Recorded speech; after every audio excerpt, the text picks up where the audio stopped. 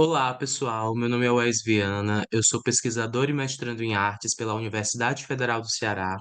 E eu estou aqui para falar sobre relações entre fabulação, memória e arte a partir da artista Eliana Amorim. Eliana Amorim é uma artista cearense nascida na cidade de Exu, sertão de Pernambuco. Ainda criança, veio com a família para a zona urbana para que o acesso à escola fosse mais fácil.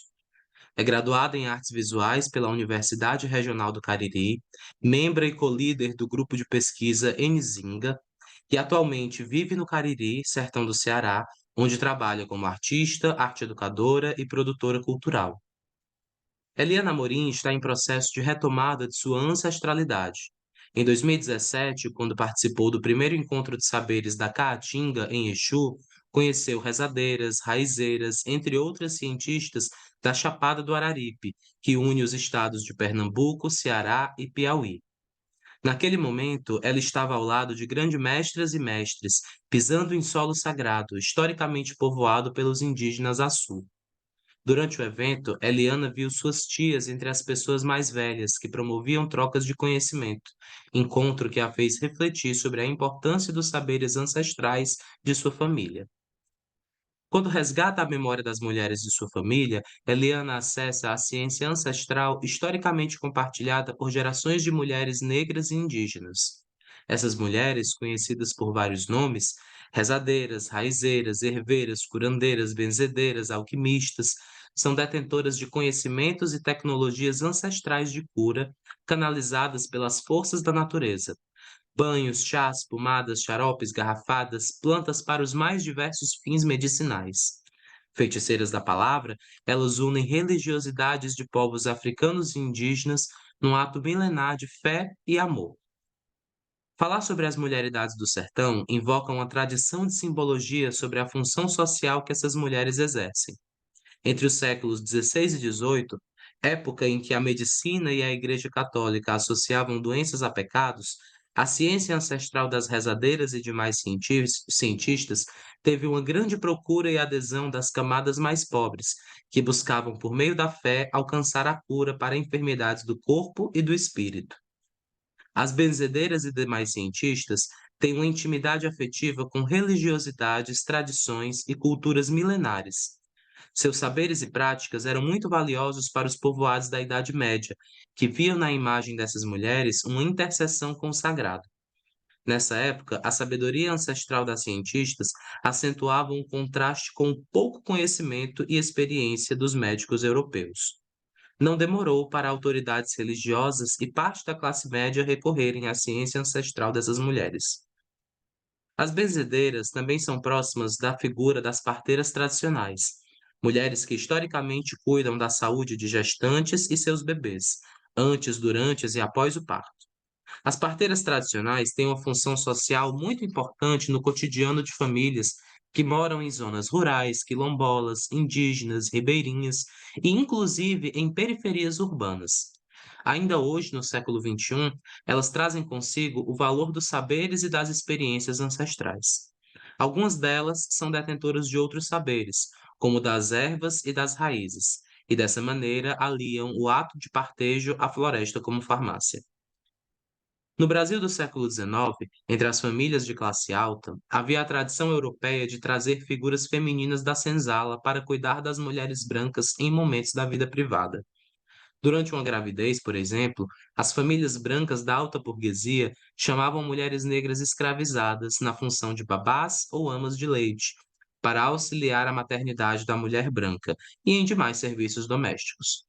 Muitas das mulheres negras escravizadas também eram mães, mas tal ofício lhes impedia de criar laços afetivos com suas crianças, a quem era destinado o abandono e a morte. De acordo com a artista e pesquisadora Rodrigo Lopes, na segunda metade do século XIX, a alta burguesia brasileira também havia importado da burguesia europeia a prática de construir álbuns de família, e com essa nova demanda, muitos fotógrafos vieram ao Brasil para registrar a memória dos senhores e as narrativas das famílias brancas.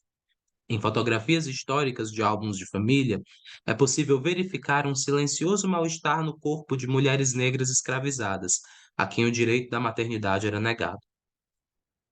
Partimos dessa rede de mulheres e figuras femininas que compõem espaços ancestrais na intenção de cartografar a fabulação da maternidade na obra de Eliana Amorim. Para isso, selecionamos a série Reintegração de Afeto, que é composta por duas peças, Reintegração de Leite e Possíveis Sonhos de Mônica.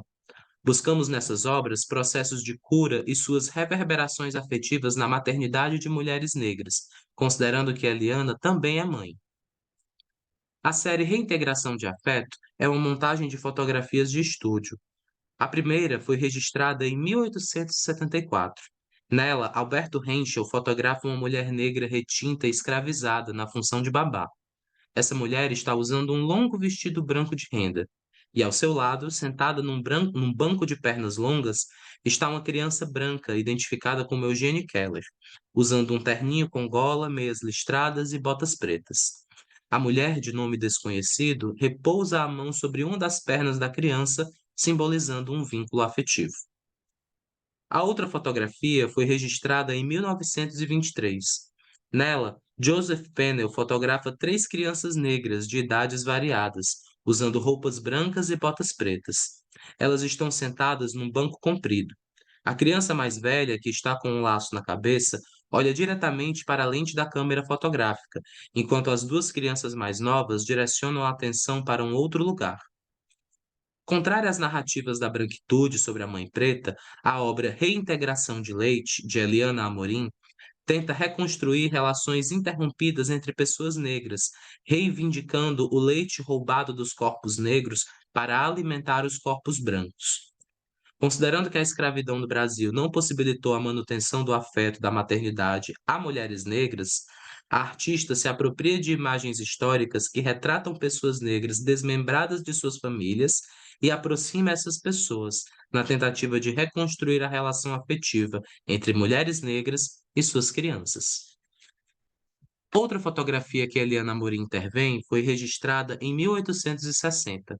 Nela, João Ferreira Vilela fotografa uma mulher negra retinta escravizada na função de ama de leite. O arquivo registra essa mulher apenas como Mônica, e ao seu lado, uma criança branca identificada como Arthur Gomes Leal está apoiando o rosto sobre o chale, enquanto suas mãos encostam no ombro e no braço da mulher negra, enfatizando entre elas um gesto afetivo de intimidade. Eliana Amorim também intervém nessa fotografia que foi registrada em 1868. Nela, Virgílio Calegari registra duas crianças negras retintas. As roupas rasgadas e os pés descalços evidenciam a pobreza e o trabalho infantil a que estavam submetidas as crianças negras no século XIX. Mas criar uma criança negra no Brasil do século XXI ainda é um grande desafio.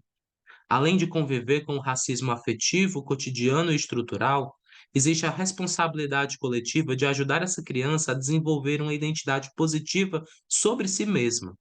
Essa demanda é urgente porque os efeitos do racismo interferem na saúde mental de pessoas negras, especialmente crianças, que são mais expostas à violência racial e ao sofrimento psíquico. Em Possíveis Sonhos de Mônica, Eliana Amorim lança uma crítica racial para as relações entre fotografia e memória em álbuns de família. Utilizando a montagem como procedimento para aproximar pessoas desmembradas de suas famílias, Eliana Amorim acessa o inconsciente onírico de Mônica e fabula a maternidade que historicamente é negada a mulheres negras no Brasil. A fabulação no trabalho artístico de Eliana Amorim reside numa relação de intimidade entre suas memórias de infância e o saber ancestral das cientistas da mata, relação pela qual a artista acessa o território ancestral que as mulheres de sua família e outras mulheres já pisaram. Essa rede de mulheres e figuras femininas reverbera na vida e na obra de Eliana Amorim pela reconstrução de afetos como processos de cura espiritual, ato de fabulação pelo qual Eliana Amorim situa e atualiza a herança de gerações de mulheres sertanejas, negras, indígenas, parteiras, mães e cientistas da mata, responsáveis pela saúde e educação de gerações de crianças brasileiras. Juntas, numa reintegração de afeto, essa rede de mulheres atravessa a história contemporânea do Brasil.